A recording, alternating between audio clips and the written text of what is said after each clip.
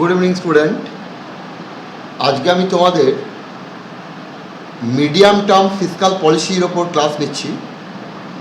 আমরা ফিসকাল পলিসির ওপর একটা ক্লাস নিয়েছি, সেখানে আমরা ফিসকাল পলিসি কি, কন্ট্রাকশনারি, এক্সপানশনারি, তার হিস্টোরি, আমরা এগুলো নিয়ে আলোচনা করেছি। ফিসকাল পলিসিটা কি সেই জায়গাটা আমরা বলেছি। তো এখানে আমরা আজকে নিয়ে আসবো আর একটা important side, medium term fiscal পলিসিটা কি, কেন এটাকে নিয়ে আসা হয় এবং কখন এটাকে প্রয়োগ করা হয়েছিল, এবং ফিসকাল পলিসির অ্যাডভান্টেজ এবং ডিসঅ্যাডভান্টেজ এইটা নিয়ে আজকে আমরা আলোচনা শুরু করব। Medium term fiscal policy statement MTFP is a statement presented to the Parliament under Section 32 of the Fiscal Responsibility and Budget Management Act 2003।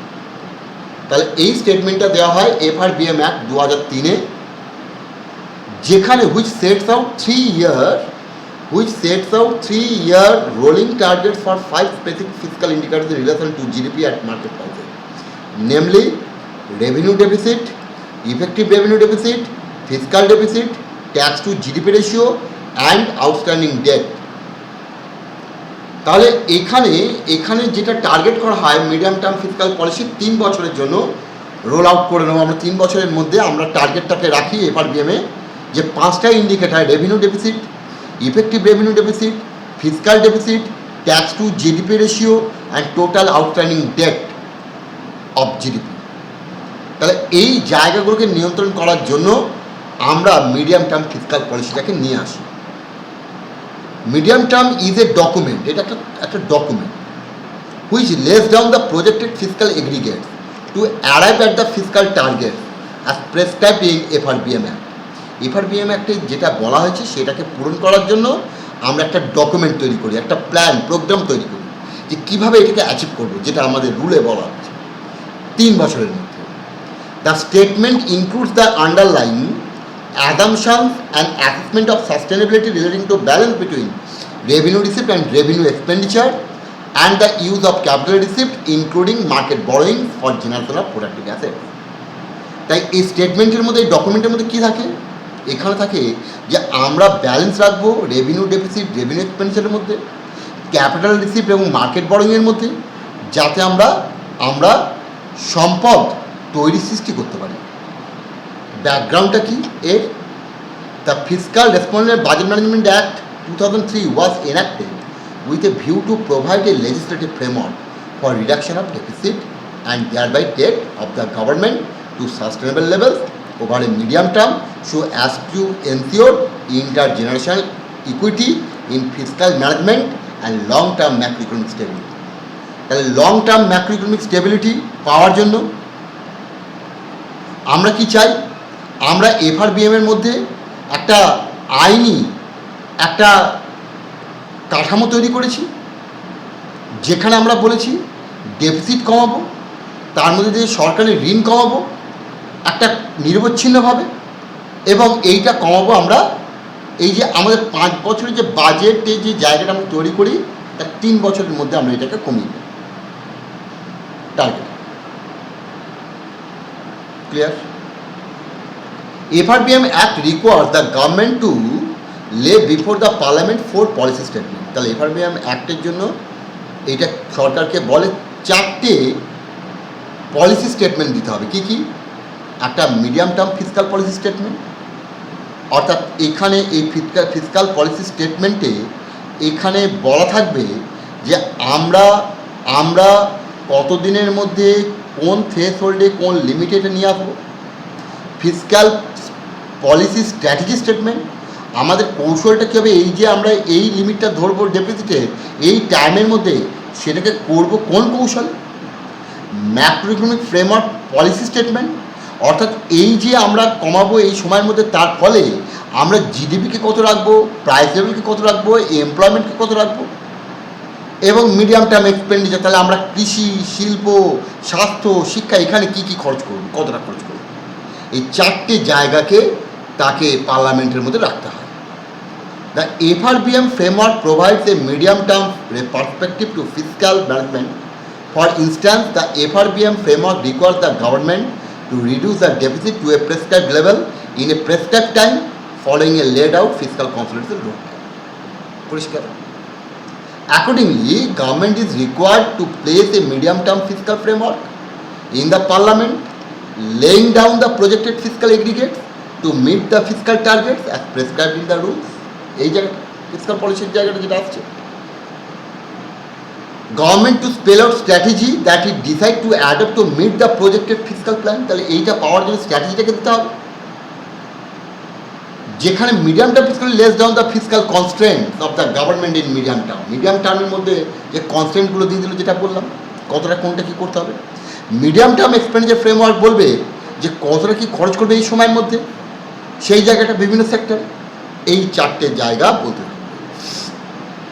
এবার এই যে তাহলে আমরা জানলাম, এবার বাজেট 2020-21 এইখানে আমরা যে টার্গেটটাকে রেখেছি আমাদের মিডিয়াম টার্মটা যাবে 2022-23, 20-21 বাজেটে, তাহলে 3 বছর মিডিয়াম টার্ম 22-23, তাহলে সেখানে আমরা কি পেতে পারি মিডিয়াম টার্মে, কি টার্গেট রেখেছি আমাদের MTFP-তে। The November tax revenue shows that only 46% আমরা কালেক্ট করতে পেরেছি নভেম্বর 2020, ঠিক আছে। আমরা 2020 এই যাচ্ছি, আমরা 2019। The November tax revenue shows that only 46% lakh crore tax revenue target has been achieved.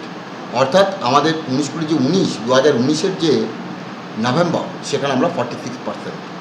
The fiscal deficit for financial 20 and it's roadmap 21 would be heading towards recalibration with the February budget slated to hint at the target of 3% fiscal deficit next financial year be pushed by stage people associated with the development set. তাহলে আমরা বলছি যে November 2019 সেখানে আমরা 46% পেয়েছি, তাহলে আর যে বাকি রয়েছে 2020 ফিনান্সিয়াল ইয়ার আসতে, তাতে আমাদের 54% অ্যাচিভ করতে হবে। এটা সম্ভব নয়। তাই আমরা এই যে 3% যেটাকে বলেছি রাখবো, সেটাও করতে পারবো না। Fiscal deficit road map and numbers are likely to be revised for current and next fiscal budget is likely to announce the recalibration of the 3%। এইটা বাড়বে 19-20 থেকে 20-21 সেটা বাড়বে, 21-22 বাড়বে, এবং সেটা বেড়ে কত যাবে 3.9 থেকে 4%।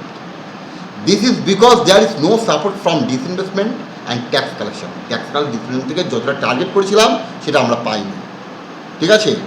আমরা যদি দেখি যে আমাদের টার্গেট ছিল 1,05,000 কোটি টাকা ডিসইনভেস্টমেন্ট থেকে, সেখানে আমরা করতে পেরেছি 18,000 কোটি টাকা, তাহলে বিরাট ফল হয়ে গেছে।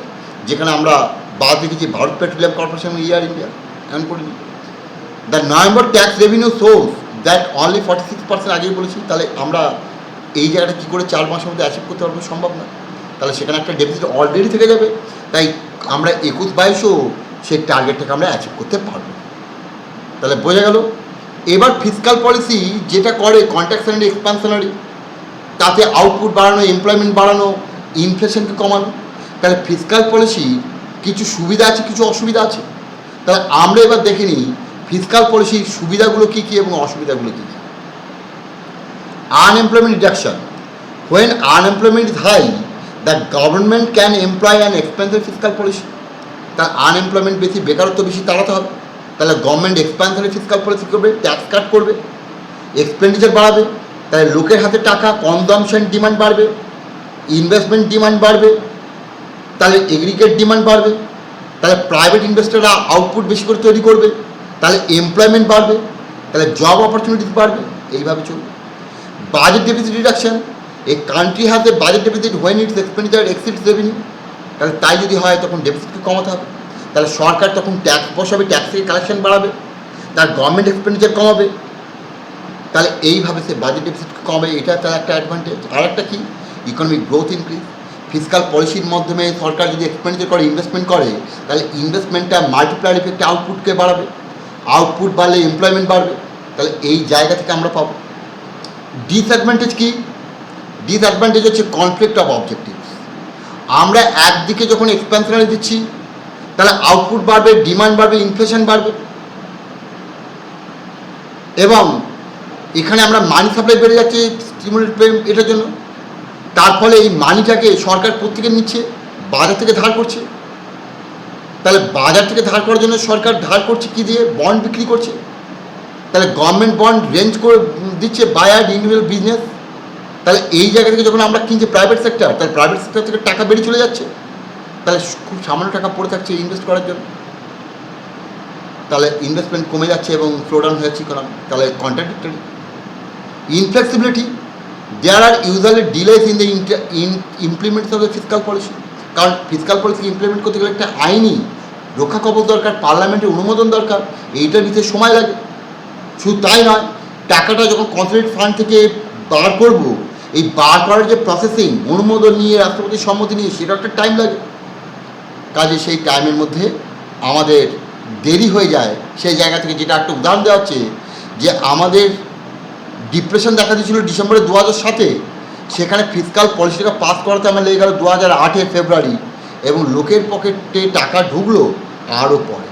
তাহলে আমরা প্রকৃত যে ইম্প্যাক্ট ফিসকাল যে প্যাকেজটা দিল, তার পুরোপুরি সুবিধাটা আমরা পেলাম না। তার মধ্যে আমাদের নতুন প্রবলেম তৈরি হয়ে যাবে। ক্লিয়ার? তাহলে তোমাদের যদি ভালো লাগে তোমরা শেয়ার করো, সাবস্ক্রাইব করো, বেলটাতে রিং করে রাখো, যাতে ক্লাসগুলো জানতে পারো। যদি কোনো বক্তব্য থাকে কমেন্ট বক্সে জানাবে। আমি আমার প্রাইভেট অনলাইনে আমি কোচিং করাই ইউপিএসসি এবং WBCS-এর। যদি ইন্টারেস্টেড থাকো তাহলে কমেন্ট বক্সে লিখে জানাবে। Thank you.